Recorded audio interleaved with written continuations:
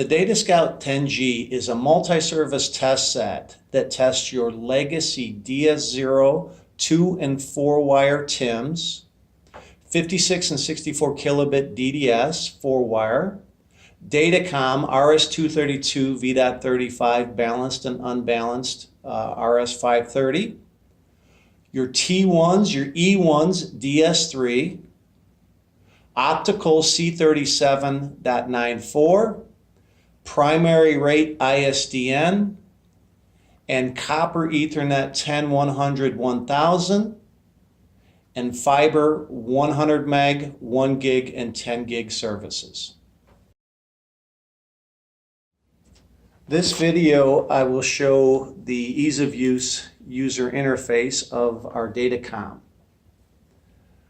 So our Datacomm, you want to read as you would a book, left to right. The interface will tell you that it is in DTE emulation. If you want to change from DTE to DCE, it's as simple as pressing the DTE emulation and select DCE. For this demonstration, I will leave it in DTE emulation mode. If you want to change from an unbalanced to a balanced interface, we have our RS-232. Press that button, and here you would select either RS-530, 449, V.35. I'll go ahead and leave RS-232 selected. The DataScout does support sync or async mode. It's as simple as pressing sync and select async. The demonstration I'll leave as sync mode. From a timing perspective, we support internal time, external time, and then timing from the DCE drop. In this demonstration, I will have internal time.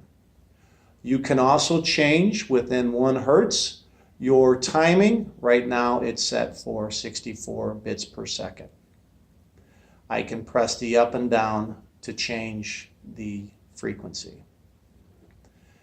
Clear button will clear out any errors, and the inject will inject an error if I'm running a BERT.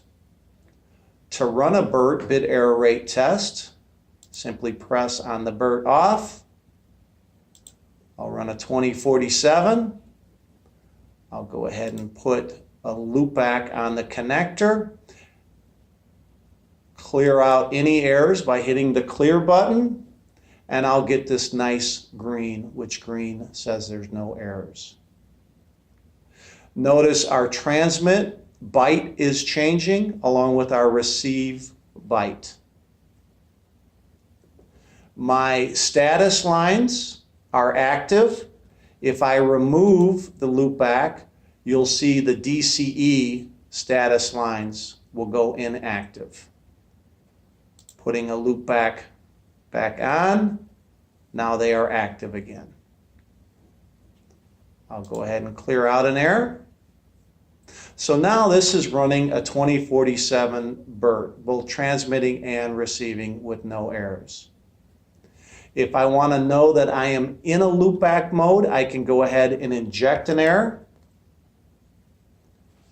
by pressing the inject error, and here you see 1 error has been injected, and yellow is history. Again, I can clear that out by hitting the clear button. We do have a mode that if you want to invert the pattern, it's as simple as you press the invert. It'll highlight, clear out the errors. Now it is inverting that pattern. And lastly, we have an auto button that is a future down the road that'll auto detect a V.35, RS-449, RS-232 cable, where you will not have to make a selection here under the pull-down menu. This concludes our Datacomm user interface tutorial.